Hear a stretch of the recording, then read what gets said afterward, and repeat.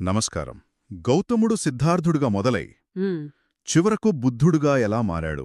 ఈ ప్రయాణంలో అత్యంత కీలకమైన ఘట్టమొకటుంది. అదే అతనికి జ్ఞానోదయం కలిగిన ఆ క్షణం. దాని గురించే ఈరోజు మనం లోతుగా చర్చించబోతున్నాం.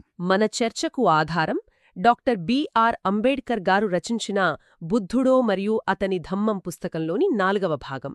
అవును, ఈ చర్చలో మన ముఖ్య ఉద్దేశ్యం ఆ కథ వెనుకున్న ఆ మానసిక సంఘర్షణను అర్థం చేసుకోవడం. గౌతములు ఎదుర్కొన్న అంతర్గత పోరాటాలేమిటి, అతను ఏ ప్రశ్నలకు సమాధానాలు వెతుకుతూ బయలుదేరాడు. చివరికి ఈ ఆధారం ప్రకారం ఒక సాధారణ మనిషి బుద్ధుడుగా మారడమంటే నిజంగా ఏమిటి? అవును, ఈ విషయాలను విశ్లేషిద్దాం. సరే, అయితే ఈ ప్రయాణంలోకి వెళ్దాం. కథ ప్రారంభంలో గౌతముడి మానసిక స్థితిని చూస్తే అతను తన పాత పద్ధతులన్నీ విఫలమయ్యాయని గ్రహించాడు. అవును, కాని అందులో నిరాశ లేదు. అదే గమనించాల్సిన విషయం. నిజమే, ఒక రకమైన కొత్త పట్టుదల కనిపిస్తోంది. పైగా అతనికి వచ్చిన 5 కలలు హ్మ్, జ్ఞానోదయం కలుగుతుందనే నమ్మకాన్ని బలపరిచాయని కూడా ఆధారం చెబుతోంది. ఇది చాలా ముఖ్యమైన పాయింట్. ఎందుకంటే జ్ఞానోదయమనేది ఏదో అకస్మాత్తుగా ఆకాశం నుండి ఊడిపడిన వరం కాదని ఇది స్పష్టం చేస్తోంది. అంటే అదొక సుదీర్ఘ ప్రక్రియ యొక్క ముగింపు. అవునవును, అది ఒక సుదీర్ఘ అన్వేషణ, ఎన్నో ప్రయోగాలు, వైఫల్యాల తర్వాత వచ్చిన పరాకాష్ఠ. ఆ కలలు బహుశా అతని అపస్మారక మనసు యొక్క ప్రతీకలు కావచ్చు. ఆ ఆసక్తికరంగా ఉంది. ఇన్నాళ్ల శ్రమ ఫలించబోతోందనే ఒక అంతర్గత నమ్మకాన్ని అవి సూచిస్తున్నాయి. ఆ వైఫల్యాలు అతన్ని నిరుత్సాహపరచలేదు, సరైన మార్గాన్ని కనుగొనేందుకు పునాదులుగా మారాయి. అతను గయా చేరుకున్నాడు. ఒక వటవృక్షం కింద కూర్చున్నాడు. ఇక అంతా ప్రశాంతంగా ధ్యానం చేసుకుని జ్ఞానోదయం పొన్నటమే తరువాయి అనుకుంటే అక్కడే అసలు కథ మొదలైంది. అవును, జ్ఞానోదయానికి ముందు అతను తన జీవితంలోనే అతిపెద్ద యుద్ధం చేయాల్సి వచ్చింది. అది కూడా బయట శత్రువుతో కాదు, తన మనసు లోపలే. మీరు అంతర్గత యుద్ధం అని వాడిన పదం చాలా సరైనది. ఆధారం దానికి మారతో పోరాటం అని పేరు పెట్టింది. ఈ మారా అంటే ఎవరు?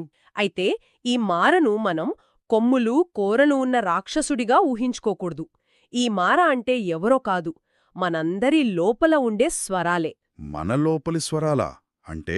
అంటే ఇది నీ వల్ల కాదు అనే సందేహం, పాత జీవితమే సుఖంగా ఉంది, వెనక్కి వెళ్ళిపో అనే వ్యామోహం, ఆ ప్రపంచ భోగాల మీదకు మనస్సుని లాగే కోరికలు, ఖచ్చితంగా. ఇంకా వైఫల్యం ఎదురవుతుందేమో అనే భయం. వీటన్నిటి సమాహారమే మార. ప్రతి ఒక్కరూ తమ లక్ష్యం వైపు వెళ్తున్నప్పుడు ఈ మారతో యుద్ధం చేయాల్సిందే. గౌతముడి యుద్ధం చాలా పెద్ద స్థాయిలో జరిగిందంతే తేడా. అవును, ఆ పోరాటంలో గౌతముడి సంకల్పబలం అదే అసాధారణం.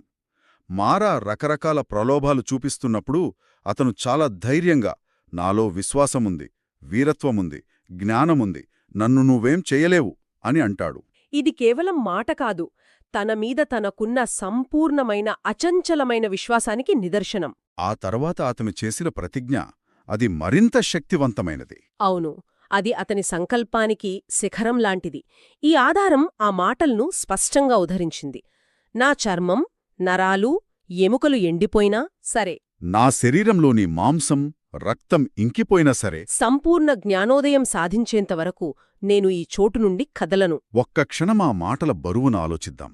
అది కేవలం పట్టుదల కాదు, తన శరీరం కంటే తన లక్ష్యం గొప్పదని ప్రకటించడం. నిజమే. శారీరకమైన అస్తిత్వాన్ని కూడా పణంగా పెట్టేంత తీవ్రమైన తపన అది. ఆ సంకల్పబలం ఊహించుకోవడానికే కష్టంగా ఉంది. ఖచ్చితంగా, అది మనస్సు యొక్క సంపూర్ణ ఆధిపత్యాన్ని చూపిస్తుంది. శరీరం చెప్పే మాట వినను, నా లక్ష్యం చెప్పే మాటే వింటాను అని ప్రకటించడమది. ఆ అంతర్గత యుద్ధంలో అతను గెలిచాకనే అసలైన జ్ఞానోదయ ప్రక్రియకు మార్గం సుగమమైంది.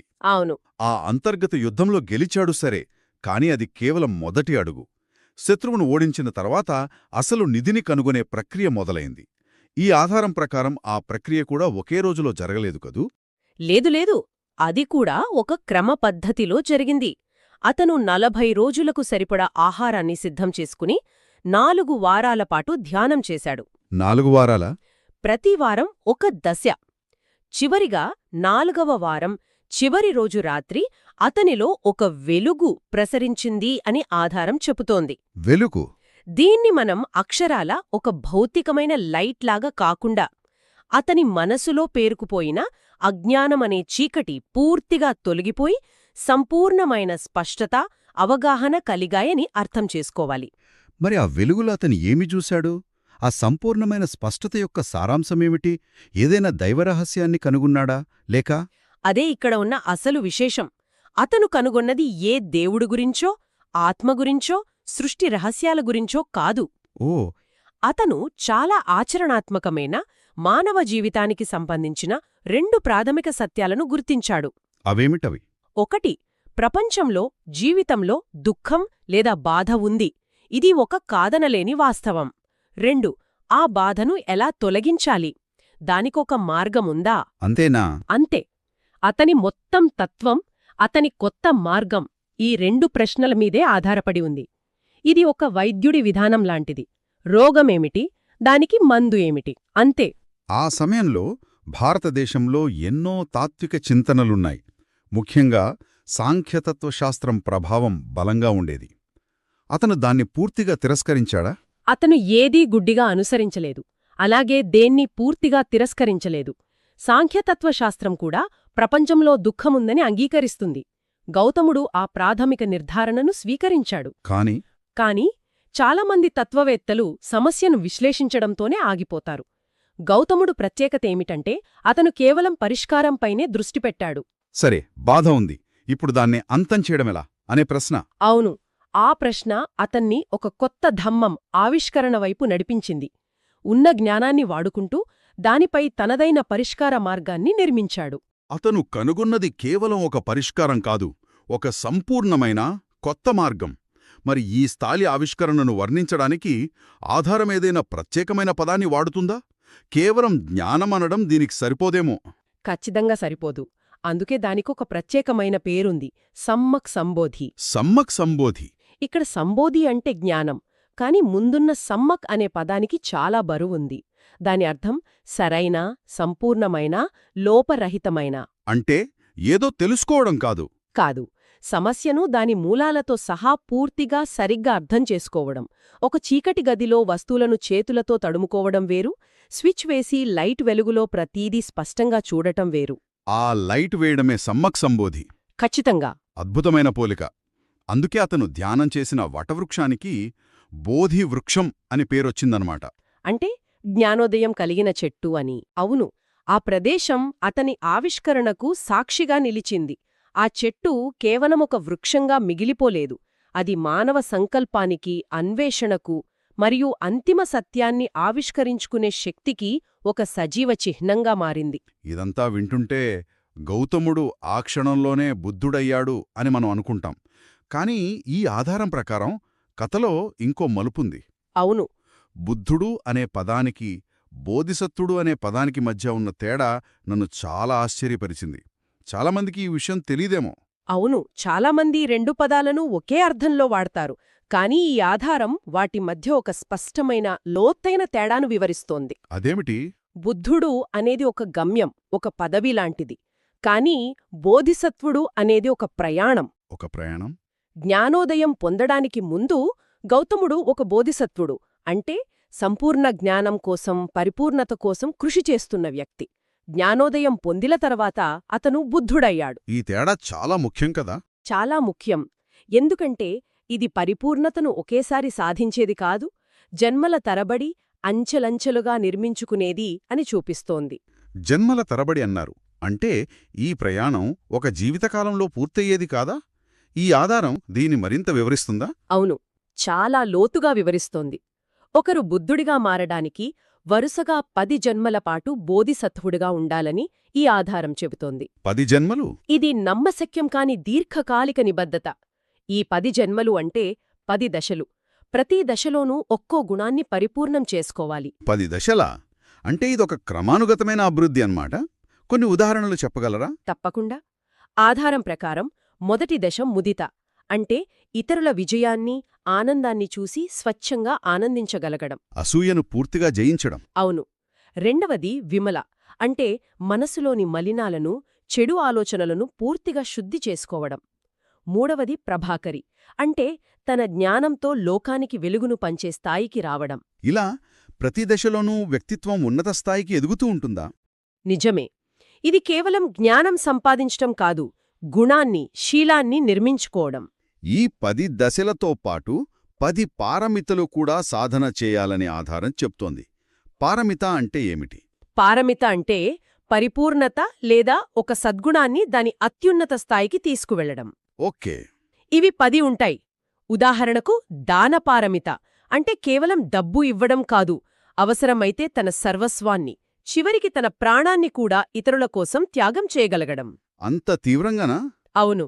మరొకటి క్షాంతి పారమిత అంటే సహనం. ఇది కేవలం ట్రాఫిక్లో ఓపికగా ఉండటం కాదు, ఎంత తీవ్రమైన అవమానం ఎదురైనా, శారీరక హింస ఎదురైనా కూడా మనసులో ద్వేషం, కోపం లేకుండా ప్రశాంతంగా ఉండగలగడం. ఆ స్థాయి పరిపూర్ణతను 10 జన్మలపాటు సాధించాలి. అంటే ఆ సమ్మక్ సంబోధి అనే జ్ఞానోదయం కలగడానికి ముందు ఇన్ని జన్మలపాటు గుణగణాలను, వ్యక్తిత్వాన్ని పరిపూర్ణం చేసుకునే సుదీర్ఘమైన శిక్షణ ఉందన్నమాట. అవును. గౌతముడు బుద్ధుడిగా మారడానికి ముందు ఈ మొత్తం ప్రయాణాన్ని పూర్తి చేశాడని ఈ ఆధారం చెప్తోంది.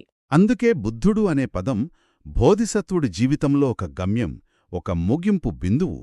ఖచ్చితంగా 10 జన్మలపాటు 10 పారమితలను పరిపూర్ణం చేసుకున్న తరువాతే ఒక బోధిసత్వుడు బుద్ధుడు కాగలడు. మనలో చాలామందికి స్ఫూర్తినిచ్చేది ఆ చివరి గమ్యమైన బుద్ధుడి కంటే ఆ మార్గంలో మొక్కవోని పట్టుదలతో ప్రయాణించిన బోధిసత్వుడి కథే. కాబట్టి ఈరోజు మనం చర్చించిన ఈ ఆధారం నుండి నేర్చుకున్నదేమిటి? జ్ఞానోదయం అనేది ఏదో అదృష్టం కొద్దీ మెరుపులా వచ్చే ప్రేరణ కాదు. కాదు. అదొక దృఢ సంకల్పంతో కూడిన కష్టతరమైన ప్రక్రియ. అందులో మారాలాంటి అంతర్గత శత్రువులతో యుద్ధముంది, నెలల తరబడి సాగే లోతైన ధ్యానముంది. అన్నింటికంటే ముఖ్యంగా అనేక జన్మలపాటు సాగే స్వీయ పరిపూర్ణత అనే అంతులేని ప్రయాణముంది. ఈ ఆధారం జ్ఞానోదయాన్ని ఆవిష్కరించే విధానం నిజంగా చాలా ఆసక్తికరంగా ఉంది. అవును. ఇది ఏదో అతీంద్రియ, రహస్యమైన సంఘటన మీద కాకుండా బాధ అనే ఒక సార్వత్రిక మానవ సమస్యను గుర్తించి దాన్ని పరిష్కరించడానికి ఒక ఆచరణాత్మక, హేతుబద్ధమైన మార్గాన్ని కనుగొనడంపై దృష్టి పెడుతుంది. గౌతముడి ప్రయాణం కేవలం ఒక వ్యక్తి మోక్షం కోసం చేసిన అన్వేషణ కాదు. కాదు, అది మానవాళి మొత్తానికి ఒక పరిష్కారాన్ని కనుగొనే ప్రయత్నం. వినేవారికి ఒక ఆలోచనతో ముగిద్దాం. బుద్ధుడు కావడానికి 10 పారమితలు లేదా పరిపూర్ణతలు అవసరమని ఈ ఆధారం చెబుతోంది. అయితే అవి ఏమిటో ఇక్కడ పూర్తిగా జాబితా చెయ్యలేదు. నిజమే. ఒకవేళ మన జీవితంలో అంతిమ జ్ఞానం మరియు కరుణను సాధించడానికి, మనల్ని మనం ఒక ఉత్తమమైన వ్యక్తిగా మలుచుకోవడానికి అవసరమైన ముఖ్యమైన సద్గుణాలను మనం నిర్వచించాల్సి వస్తే మన 10 పారమితలు ఏమయ్యుంటాయి? పరిపూర్ణత సాధించాలంటే ఏం చేయాలి? అంటే మనల్ని మనం మెరుగుపరుచుకోవడానికి, ఒక ఉన్నతమైన స్థితికి చేరుకోవడానికి ఏ దారిలో వెళ్ళాలి? ఈ ప్రశ్నలకు బౌద్ధ తత్వశాస్త్రంలో ఒక అద్భుతమైన, చాలా స్పష్టమైన మార్గముంది. అవును. దాని గురించే ఈరోజు మనము లోతుగా మాట్లాడుకోబోతున్నాం. మన దగ్గరున్న ఆధారం ప్రకారం దీన్ని 10 పారమితలు అంటారు. 10 పారమితలు. అవును. బోధిసత్వులు అంటే జ్ఞానాన్ని కోరుకునేవారు బుద్ధులుగా మారడానికి అభ్యసించాల్సిన 10 మహత్తరమైన గుణాల గురించి ఇది వివరిస్తుంది. అవును. ఈ చర్చను మొదలుపెట్టే ముందు మనం ఆ పారమిత అనే పదాన్ని సరిగ్గా అర్థం చేసుకోవాలి. పారమిత ఇది చాలా అందమైన పదం. దీనికి అర్థం పరిపూర్ణత అని ఒకటుంది, ఇంకో అర్థం ఆవలి తీరానికి చేర్చగలది అని. ఓ జీవితాన్నే ఒక సంసార సాగరంలా ఊహించుకుంటే, అంటే ఈ దుఃఖం, గందరగోళం అనే తీరం నుండి శాంతి, జ్ఞానమనే ఆవలి తీరానికి మనల్ని చేర్చే పడవలే ఈ 10 గుణాలు. ఆవలి తీరానికి చేర్చే పడవలు. ఆ పోలిక చాలా బావుంది. ఇవి కేవలం నియమాలు కాదన్నమాట. మనం పెంపొందించుకోవలసిన మానసిక స్థితులు. వీటిని సాధన చేయడం ద్వారానే సర్వజీవుల పట్ల కరుణ, జ్ఞానం పెంపొందుతాయి. అయితే ఈ 10 గుణాల జాబితాను చూస్తుంటే ఇదొక పెద్ద ప్రయాణంలా అనిపిస్తోంది. ఎక్కడ మొదలుపెట్టాలి? ఎలా అర్థం చేసుకోవాలి? నిజమే. బహుశా వీటిని కొన్ని భాగాలుగా విభజించి చూస్తే సులభంగా ఉంటుందేమో. మొదటి గుణంతోనే ప్రారంభిద్దామా? తప్పకుండా.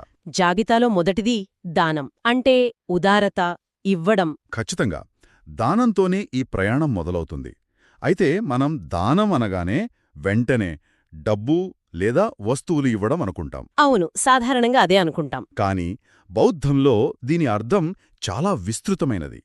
ఇక్కడ ఆసక్తికరమైన విషయం ఏంటంటే అత్యుత్తమ దానం జ్ఞానదానం. జ్ఞానదానం. ఆ తర్వాత అభయదానం అంటే ఇతరులకు భద్రత కల్పించడం. ఇక చివరగా వస్తుంది వస్తుదానం అంటే మనకున్న సమయాన్ని, నైపుణ్యాలను, ఓదార్పునిచ్చే మాటలను, ధైర్యాన్ని ఇతరులతో పంచుకోవడం కూడా దానమే. అంటే నా దగ్గర డబ్బు లేకపోయినా నేను దానం చెయ్యగలనన్నమాట. ఉదాహరణకు ఎవరైనా కష్టాల్లో ఉంటే విని ఓదార్చడం, అది కూడా దానమేనా? నిస్సందేహంగా అదే అసలైన దానం. దీని వెనుక ఉన్న అసలు ఉద్దేశమేంటంటే మనలోని నాది అనే పట్టును, ఆ స్వార్థాన్ని వదిలించుకోవడం. ఈనాటి ఓపెన్ సోర్స్ ఉద్యమం లేదా వికీపీడియా వెనుక ఉన్న స్ఫూర్తి కూడా ఇదే కదా. అవును, నిజమే. అక్కడ వేల మంది తమ జ్ఞానాన్ని, సమయాన్ని ఎలాంటి ప్రతిఫలం ఆశించకుండా పంచుకుంటున్నారు. ఇది ఆధునిక కాలంలో దానానికి ఒక గొప్ప ఉదాహరణ. ఇవ్వడం ద్వారా మనం కోల్పోము, బంధాల నుండి స్వేచ్ఛ పొందుతాం. మనం మనకున్నదాన్ని పంచడం ద్వారా స్వేచ్ఛ పొందడం నేర్చుకున్న తర్వాత సహజమైన మెట్టు మన ప్రవర్తనను సరిచేసుకోవడం అనుకుంటా. అందుకేనేమో జాబితాలో రెండవది శీలం అంటే నైతికత లేదా సత్ప్రవర్తన. సరిగ్గా చెప్పారు. దానం మన బాహ్య ప్రపంచంతో మన సంబంధాన్ని సరిచేస్తే, శీలం మన అంతర్గత ప్రపంచాన్ని శుద్ధి చేస్తుంది. అంతర్గత ప్రపంచాన్ని. అవును. ఇది కేవలం హత్య చెయ్యవద్దు, దొంగతనం చేయవద్దు వంటి నియమాల జాబితా కాదు. దీని అసలు సారాంశం అహింస. అంటే హాని చెయ్యకపోవటం. మన మాటలు, చేతలు, చివరికి మన జీవన విధానం కూడా ఇతరులకు హాని కలిగించకుండా చూసుకోవటం.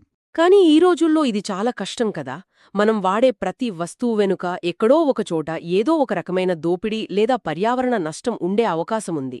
మరి సంపూర్ణంగా శీలాన్ని పాటించడం సాధ్యమేనా? ఇది చాలా ముఖ్యమైన ప్రశ్న.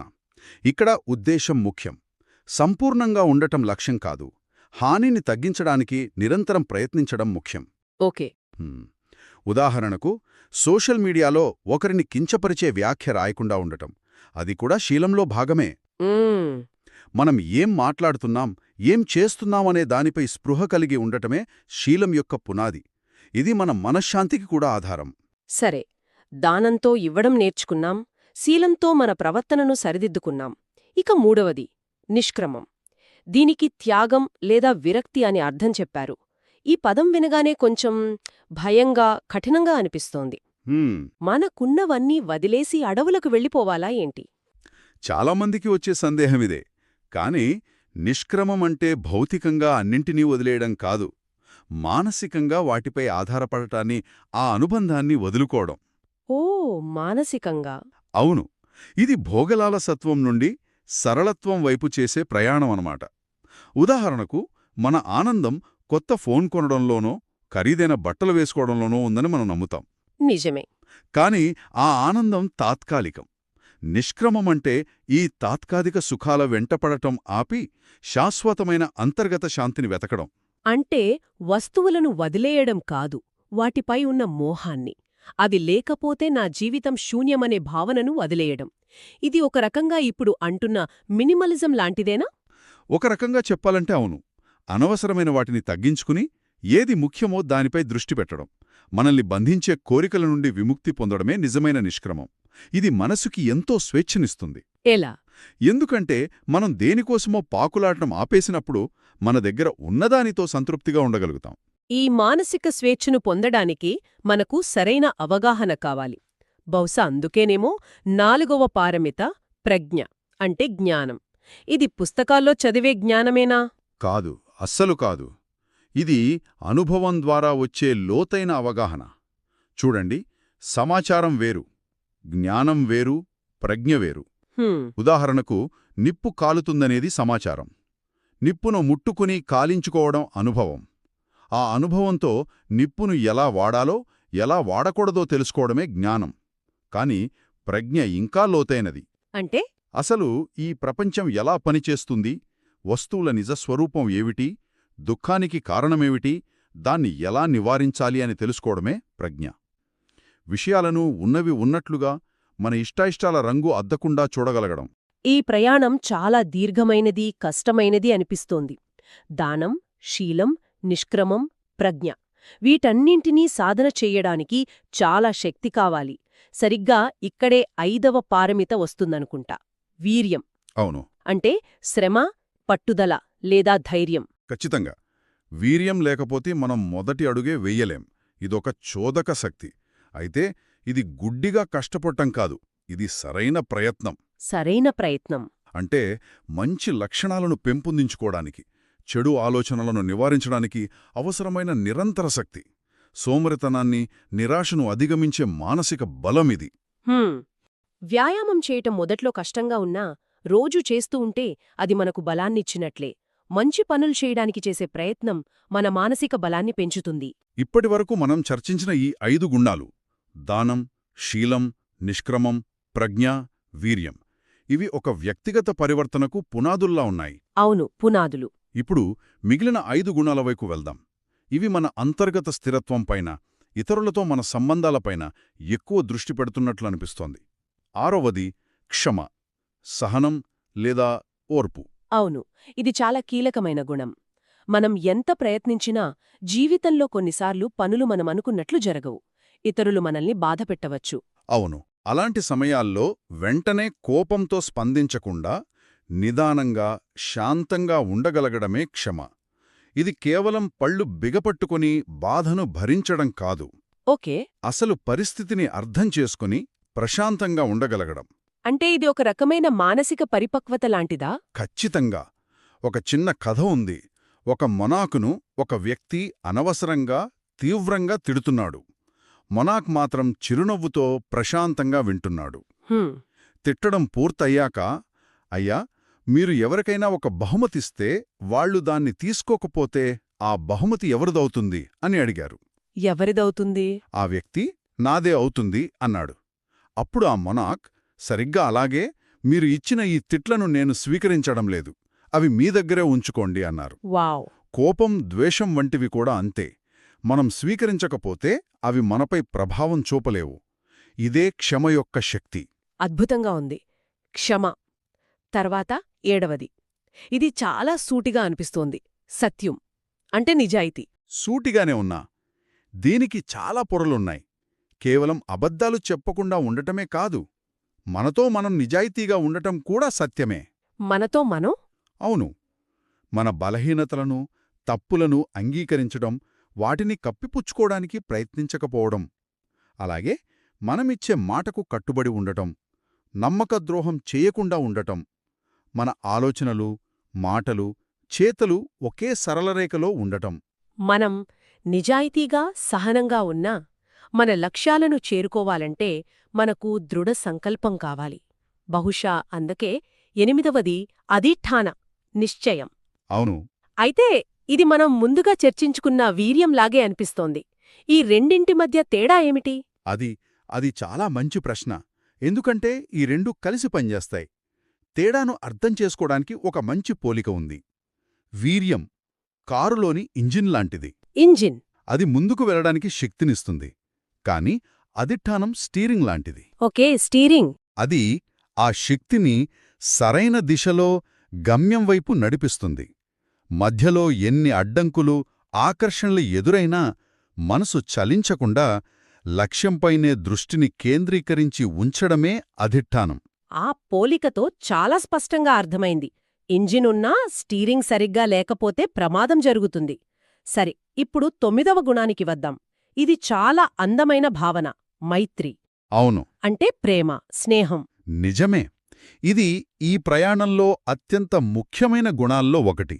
అయితే ఇది మనం సాధారణంగా అనుకునే ప్రేమ లేదా అనురాగం కాదు.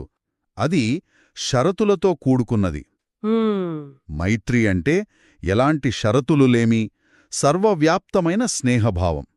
కేవలం మన కుటుంబ సభ్యులు, స్నేహితుల పట్ల మాత్రమే కాకుండా మనకు పరిచయం లేని వారి పట్ల, మనకు నచ్చని వారి పట్ల, చివరికి మన శత్రువుల పట్ల కూడా శుభాన్ని కోరడం. అందరూ బాగుండాలి అని మనస్ఫూర్తిగా ఆకాంక్షించడం. శత్రువులను కూడా మిత్రులుగా చూడగలగడం. ఇది వినడానికి ఆదర్శంగా ఉంది, కాని ఆచరణలో దాదాపు అసాధ్యమనిపిస్తుంది. అసాధ్యం కాదు, కాని కష్టమైన సాధన. ఇది ఒక్కరోజులో రాదు. దీన్ని కూడా ఒక నైపుణ్యంలా అభ్యసించాలి. మొదట మన పట్ల మనం ప్రేమగా ఉండటం నేర్చుకోవాలి. ఓకే. ఆ తర్వాత మనకు ఇష్టమైన వారిని, తర్వాత మనకు సంబంధం లేని వారిని, చివరిగా మనకు కష్టం కలిగించిన వారిని కూడా మన ప్రేమ పరిధిలోకి తీసుకురావాలి. ఇది మనసును విశాలం చేస్తుంది. ఇక చివరిది 10వది ఉపేక్ష. అంటే సమతుల్యత లేదా నిర్వికారత. ఇది అన్నింటికంటే క్లిష్టమైనదిగా అనిపిస్తోంది. అవును, ఇది సాధించడానికి అత్యంత కష్టమైనది మరియు అన్ని పారమితుల శిఖరం లాంటిది. ఉపేక్ష అంటే జీవితంలో ఎదురయ్యే సుఖదుఖాలలో, లాభనష్టాలలో, పొగడ్తలలో, నిందలలో రెండింటినీ సమంగా స్వీకరించగలగడం. హ్మ్. మంచి జరిగినప్పుడు అతిగా పొంగిపోకుండా, చెడు జరిగినప్పుడు కుంగిపోకుండా ఉండటం. అంటే ఏమీ పట్టించుకోకుండా ఉదాసీనంగా ఉండటమా? అది మంచిదేనా? అస్సలు కాదు. ఇది చాలామంది చేసే పొరపాటు. ఉపేక్ష అంటే ఉదాసీనత కాదు, అది స్పష్టమైన అవగాహనతో కూడిన మానసిక ప్రశాంతత. ఓ. ఉదాహరణకు, ఒక డాక్టర్ ఆపరేషన్ చేసేటప్పుడు రోగి పట్ల పూర్తి కరుణతో ఉంటారు, కానీ అదే సమయంలో భావోద్వేగాలకు లోను కాకుండా స్థిరమైన మనస్సుతో తమ పని చేస్తారు. అదే ఉపేక్ష. అర్థమైంది. మనం మార్చలేని విషయాలను అంగీకరించి, మార్చగలిగిన వాటిపై ప్రశాంతంగా పనిచేయగలగడం. మైత్రి, ప్రజ్ఞ రెండూ కలిస్తే వచ్చే ఉన్నత స్థితే ఉపేక్ష. అద్భుతం. ఇప్పుడు ఈ 10 పారమితలను కలిపి చూస్తే దానం నుండి ఉపేక్ష వరకు ఇవన్నీ విడివిడిగా కాకుండా ఒకదానిపై ఒకటి ఆధారపడి అవును, ఒకదానికొకటి బలాన్నిస్తూ ఒక సంపూర్ణ పరివర్తన మార్గాన్ని చూపిస్తున్నాయి. ఉదారతతో మొదలై నైతికత, మానసిక స్వేచ్ఛ, జ్ఞానం, పట్టుదల, సహనం, సత్యం, సంకల్పం, ప్రేమ మరియు చివరికి అచంచలమైన మానసిక సమతుల్యతతో ఈ ప్రయాణం ముగుస్తుంది. ఖచ్చితంగా. ఇదొక ఆధ్యాత్మిక సాధన మాత్రమే కాదు, ఇదొక సంపూర్ణమైన, అర్థవంతమైన జీవితాన్ని గడపడానికి అవసరమైన ఒక ప్రాక్టికల్ గైడ్. ప్రతి గుణం మరొకదానికి ఎలా బలాన్నిస్తుందో చూడండి. ప్రజ్ఞ లేకుండా మైత్రి గుడ్డి అనురాగంగా మారవచ్చు. అవును. క్షమ లేకుండా వీర్యం చిన్నపాటి అడ్డంకులకే నీరు గారిపోతుంది. అధిష్ఠానం లేకుండా మన శక్తి వృధా అయిపోతుంది. ఇవన్నీ కలిసి పనిచేసినప్పుడే అసలైన పరివర్తన సాధ్యమవుతుంది. ఈ లోతైన చర్చ తర్వాత వినేవారిలో ఆలోచన రేకెత్తించడానికి ఒక ప్రశ్న మిగిలి ఉంది. ఈ 10 గుణాలలో ఈనాటి ఆధునిక, వేగవంతమైన, ఎప్పుడూ సోషల్ మీడియాతో అనుసంధానమయ్యుండే మన ప్రపంచంలో నిలకడగా ఆచరించడానికి ఏది అత్యంత సవాలుగా అనిపిస్తుంది? మంచి ప్రశ్న. ఇతరుల అభిప్రాయాలకు, పొగడ్తలకు, విమర్శలకు అతీతంగా మనసును సమతుల్యంగా ఉంచుకునే ఉపేక్షనా? లేక నిరంతరం మన ధ్యానాన్ని లాగేసే ప్రాపంచిక ఆకర్షణల నుండి మనసును వెనక్కి తిప్పే నిష్క్రమమా? బహుశా సమాధానం వ్యక్తికి వ్యక్తికి మారుతుందేమో.